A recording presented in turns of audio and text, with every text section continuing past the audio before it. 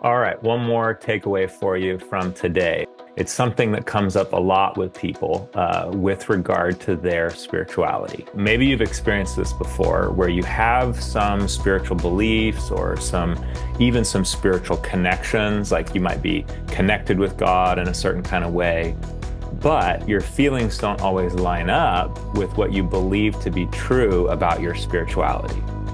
Right. So I was working today with someone and that was the case. It's like, okay, I know God is loving. I know God cares about me. I know God accepts me as I am, but why don't I feel that way?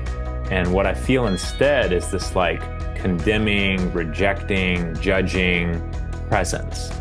Right. And then obviously it's hard for this patient to be close with God when they're feeling this critical, rejecting presence instead. Okay, so what is that and what do we do about it? Well, as we looked into it, we were able to see, okay, there's the God that I know, and then there's this other critical figure that's kind of in the way, right? And then we were able to say, well, who's this critical figure? And once we looked into that, it was like, oh, and she started to get some connections to her past and started to get some connections specifically to one of her early caregiving relationships and some memories where this person kind of used their religion against her as a way to judge and reject her, right? And then she was able to see, oh, this is a way this person was using their religion to shame me and to judge me, but that's actually not who God is. And it was only when she could process her feelings about this thing that happened that she was then able to actually be able to experience a true connection with her felt experience of God. And that's where she felt held and validated and affirmed and loved in ways that she knew she should feel, but she never actually could let herself feel. So this is another massive thing about processing your emotions, is when you're able to do that well, you're really able to connect to these deeper spiritual truths, these deeper spiritual realities.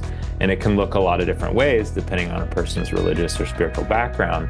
But this is how it manifested for her. And this is how it's manifesting for a lot of my clients, where they get kind of through the mess of their emotional baggage and trauma and distortions, and they're able to connect with the truth of their spiritual realities and their spiritual beliefs. And so hopefully that helps you. If you want more exercises that can help you know where your emotional triggers are and what they're doing to you and where they're being channeled and how they're affecting you, feel free to check out our program at emotionfit.us/program. It's a free download. First 3 skills you can download for free. 9 exercises will help you work on these skills.